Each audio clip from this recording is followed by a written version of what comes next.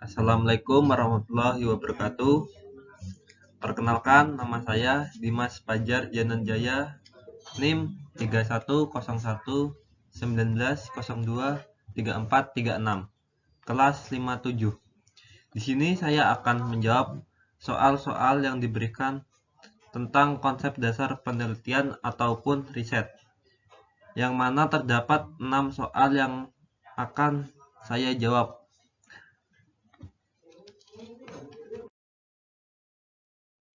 Langsung saja soal yang pertama. Sebagai seorang yang telah memahami filsafat ilmu pengetahuan, walau secara singkat, bagaimana seharusnya perilaku kita ketika sedang memperdebatkan suatu hal atau perkara yang berkaitan dengan pengetahuan? Jawabannya, menurut pendapat saya, ketika kita memperdebatkan suatu hal tentang ilmu pengetahuan, walau kita sedikit mengetahui tentang itu, kita hanya perlu menjelaskan sebisa mungkin yang kita ketahui tentang fakta-fakta yang ada saat ini. Karena kebenaran tentang ilmu pengetahuan itu bersifat relatif. Kadang hari ini menjadi tidak benar, boleh jadi besok menjadi benar. Soal yang kedua. Bagaimana keterkaitan antara kebenaran ilmu pengetahuan dengan penelitian? Jawabannya adalah, keterkaitannya adalah ketika kita melakukan penelitian, kita bisa menemukan sebuah kebenaran dari ilmu pengetahuan, atau ilmu pengetahuan bisa terus berkembang pada saat kita melakukan penelitian. Sedangkan jenis dan cara penelitiannya bisa berkembang seiring berkembangnya ilmu pengetahuan. Soal nomor 3. Apa itu penelitian dan apa tujuan dilakukan penelitian tersebut? Penelitian merupakan suatu penyelidikan yang sistematis untuk meningkatkan pengetahuan, juga merupakan suatu usaha sistematis dan terorganisasi untuk menyelidiki masalah tertentu yang memerlukan jawaban, di mana tujuannya untuk menemukan, menginterpretasikan, dan merevisi fakta-fakta yang sudah ada. Menurut beberapa ahli, tujuan penelitian dibedakan menjadi 3. Yang pertama, eksploratif.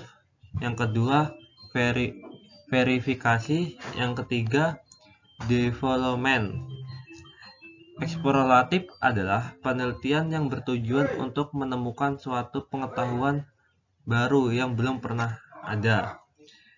Kalau verifikasi, yaitu penelitian yang bertujuan untuk menguji suatu teori yang sudah ada. Kalau development, yaitu penelitian yang memiliki tujuan mengembangkan penelitian yang sudah ada. Nomor 4. Apa itu metode ilmiah dan apa ciri-cirinya? Metode ilmiah adalah suatu cara sistematis yang terstruktur yang digunakan dalam memecahkan atau mencari jawaban atas masalah-masalah yang dihadapi dalam suatu penelitian dalam upaya menemukan kebenaran atau menemukan ilmu pengetahuan dan teknologi. Ciri-ciri metode ilmiah yaitu ada 6. Yang pertama, bersifat ilmiah. Yang kedua, bersifat logis. Yang ketiga, memberikan kontribusi. Yang keempat, analisis. Yang kelima, bersifat konseptual. Yang keenam, bersifat empiris. Bersifat ilmiah itu penelitian yang bersifat rasional yang dilakukan melalui prosedur yang sistematis dengan menggunakan fakta yang diperoleh secara valid dan kebenarannya bersifat objektif. Kalau bersifat logis, artinya dapat memberikan argumentasi ilmiah. Kalau memberikan kontribusi, artinya bahwa penelitian harus mengandung kontribusi atau nilai tambah teknologi yang ada. Analisis artinya bahwa suatu penelitian harus menunjukkan adanya proses yang tepat untuk mengidentifikasi masalah.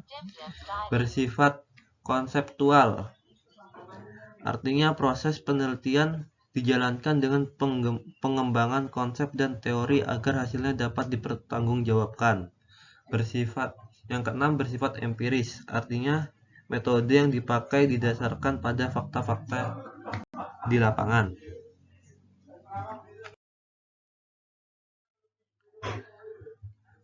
Nomor 5. Apa kaitan antara metode ilmiah dengan metode atau metodologi penelitian?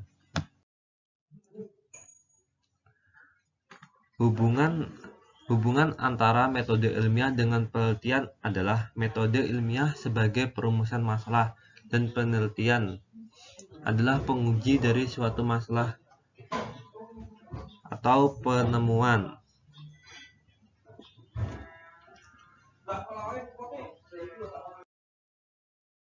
Soal nomor 6.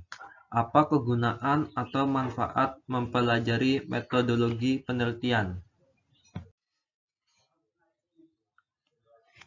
Manfaat metodologi penelitian.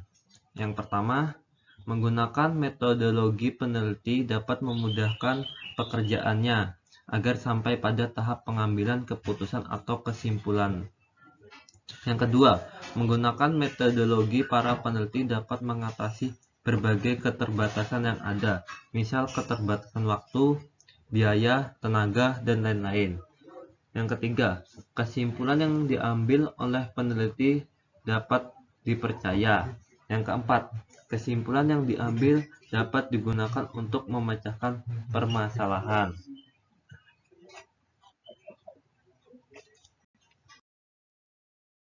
Sekian dari saya. Terima kasih. Assalamualaikum warahmatullahi wabarakatuh.